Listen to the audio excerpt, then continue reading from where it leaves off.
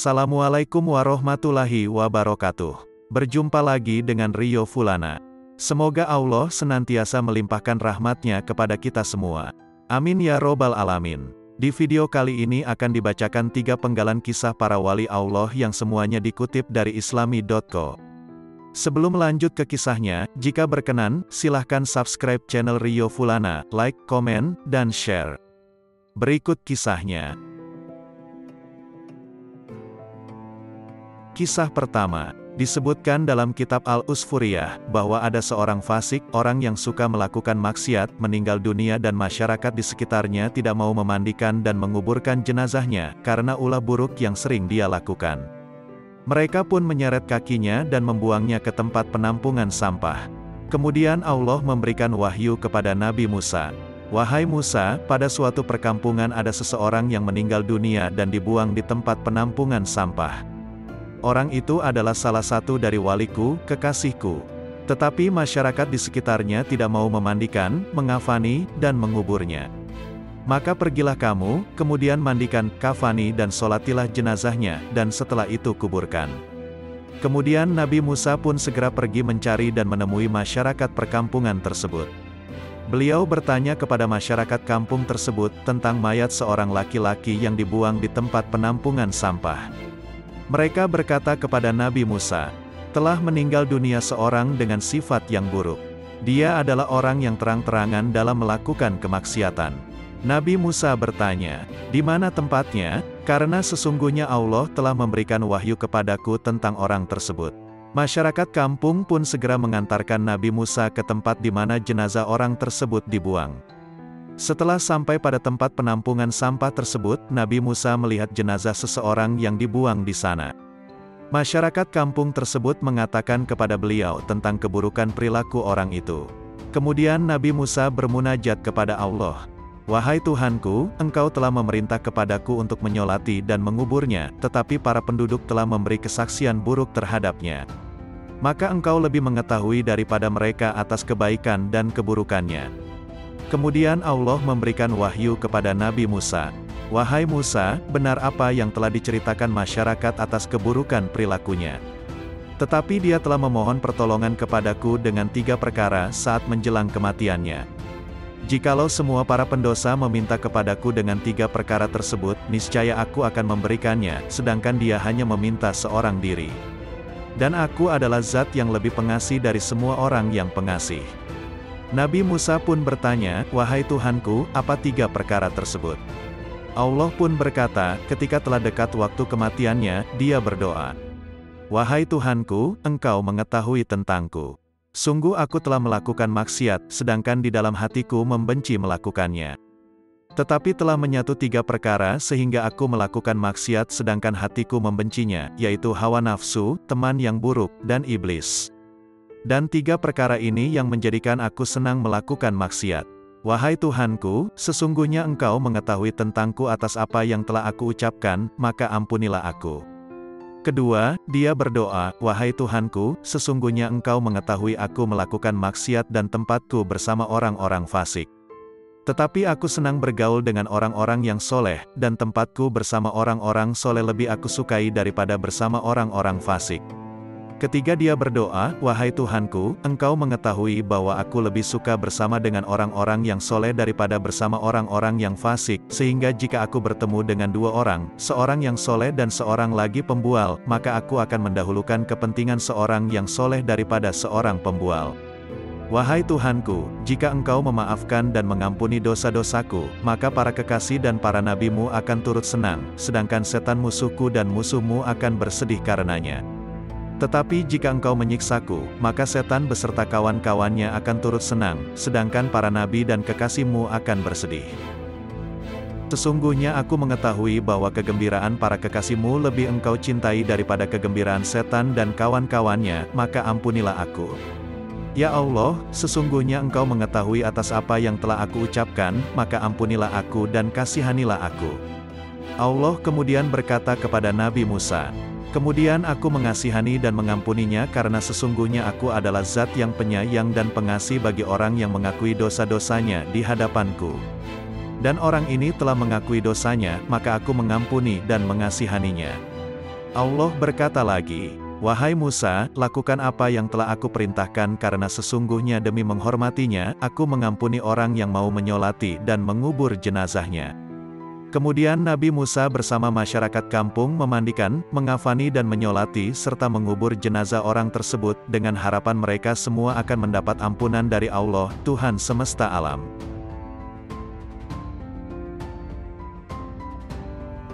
Kisah kedua, suatu hari Sufi besar Abu Yazid Al-Bustami memohon kepada Tuhan. Dalam khusyuk munajatnya itu hatinya menjadi bahagia. Tak terasa akalnya seolah terbang ke arsy. Inilah tempat Nabi Muhammad, pimpinan para utusan Allah. Semoga aku menjadi tetangganya di surga, katanya dalam hati. Namun kemudian Abu Yazid kaget, tiba-tiba ada suara, seorang tua, imam di daerah ini adalah tetanggamu kelak di surga. Setelah sadar, Abu Yazid bermaksud mencari lelaki yang disebut dalam munajatnya itu. Perjalanan panjang dengan berbagai petunjuk yang didapat akhirnya sampai di daerah lelaki itu. Abu Yazid kemudian bertanya kepada seseorang tentang lelaki yang dimaksud. Namun sungguh mengagetkan karena yang ditanya menjawab, untuk apa saudara menanyakan lelaki pendosa yang suka minuman keras? Padahal Anda bertampang baik-baik. Mendengar jawaban itu, Abu Yazid menjadi sedih. Kemudian ia berkesimpulan, jangan-jangan suara yang didengarnya tadi adalah setan. Di tengah rasa galaunya, Abu Yazid terus bertekad untuk ketemu dengan lelaki yang dimaksud dalam munajatnya. Dia, mana dia? Tanya Abu Yazid. Orang yang ditanya tadi menunjuk ke arah tempat lelaki yang dicarinya itu. Tapi sekarang orang yang Anda maksud sedang sibuk minum di warung, katanya. Setelah itu Abu Yazid menuju tempat yang ditunjukkan tadi dan melihat ada 40 orang yang sedang mabuk-mabukan. Adapun lelaki yang dicarinya itu terlihat duduk di antara mereka. Ketika melihat sesuatu yang ada di depan matanya, Abu Yazid merasa menyesal. Abu Yazid pun memutuskan untuk pergi. Namun tiba-tiba lelaki yang dicarinya itu memanggilnya. Abu Yazid, mengapa kamu pergi? Wahai Syekh orang Islam, mengapa tidak kemari? Anda sudah datang dari jauh dan berjalan dengan susah payah untuk mencari tetangga Anda kelak di surga. Anda kini telah menemukannya. Mengapa Anda ingin pergi begitu saja, tanpa salam, tanpa bicara, tanpa perjumpaan? Mendengar hal itu Abu Yazid menjadi bingung dan kagum. Dari mana ia tahu rahasia ini, katanya dalam hati. Seakan tahu apa yang sedang dipikirkan Abu Yazid, lelaki itu kemudian berkata lagi. Tak perlu memikirkan dan tak perlu heran kepada zat yang telah mengutusmu kemari dan zat yang telah memberitahukan kedatanganmu, wahai Syekh. Mari duduk dengan kami sejenak. Abu Yazid pun menuruti ajakannya. Apa yang sebenarnya yang membuat Anda seperti ini, selidik Abu Yazid. Cita-cita orang hebat adalah tidak ingin masuk surga seorang diri. Mereka dulu ada 80 orang. Semuanya fasik. Saya berusaha menyadarkan 40 orang dari mereka dan kemudian bertobat. Maka yang 40 orang itu akan menjadi teman saya dan tetangga saya kelak di surga. Kini tinggal 40 orang lagi dan ini menjadi giliranmu menyadarkan mereka. Sebab kedatanganmu mereka tolak, kata lelaki itu. Yang terjadi kemudian sungguh ajaib. Mereka tahu kalau yang datang adalah Abu Yazid, mereka semua pun kemudian bertaubat. Kisah ketiga, Abu Hafsin Al-Haddad adalah seorang sufi yang hidup sezaman dengan Asy-Syibli dan Junaid Al-Baghdadi. Kisah pertaubatannya sangat unik. Ketika masih remaja ia pernah tergila-gila dengan seorang gadis yang bekerja sebagai pelayan. Saking kasmarannya, hidupnya merasa tidak tenang dan harus mendapatkan gadis tersebut. Hingga akhirnya Hafsin pergi ke dukun Yahudi pinggiran kota Naisapur untuk memuluskan niatnya. Sesampai di tempat si dukun Yahudi itu, Hafsin mengemukakan masalah yang dihadapinya. Mendengar curhatan itu si dukun Yahudi memberikan beberapa saran.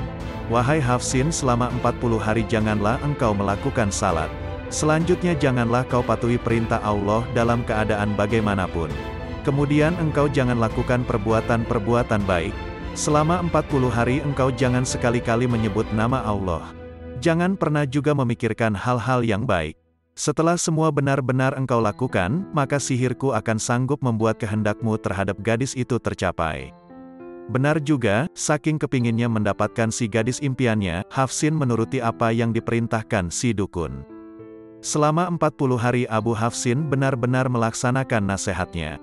Ia kemudian kembali kepada si dukun karena belum ada hasilnya. Maka si dukun kemudian memberikannya sebuah jimat. Itu pun ternyata hasilnya masih nihil. Hal ini membuat Hafsin marah. Kemudian ia menanyakan janji-janji si dukun. Pasti ada yang tidak beres dengan perilakumu selama 40 hari. Sudah pasti engkau pernah melakukan perbuatan baik selama 40 hari itu. Jika tidak, sudah pasti tujuanmu itu telah tercapai, dalih si dukun. Mendengar perkataan itu, Hafsin pun mengelak dan berkata, "Aku tidak pernah melanggar apa yang engkau perintahkan. Satu-satunya kebajikan yang kuingat adalah menyepak sebuah batu ketika aku datang ke sini, agar tak ada orang yang tersandung karenanya." Mendengar pengakuan Hafsin, si dukun kemudian berkata, "Jangan menjengkelkan Allah, yang perintah-perintahnya hendak engkau tentang selama 40 hari ini. Dia tak akan menyia-nyiakan kemurahannya, walau untuk kebajikan kecil seperti yang telah engkau lakukan itu." Apa yang dilontarkan si dukun, membuatnya terkejut. Hafsin menjadi sadar, betapa Allah sangat maha pemurah. Akhirnya Hafsin semakin yakin dan menanamkan dalam dirinya, untuk bertaubat kepada Allah. Demikian ketiga kisah ini. Semoga Allah melimpahkan ibrah dari kisah-kisah yang telah dibacakan. Sampai jumpa pada video selanjutnya. Wassalamualaikum warahmatullahi wabarakatuh.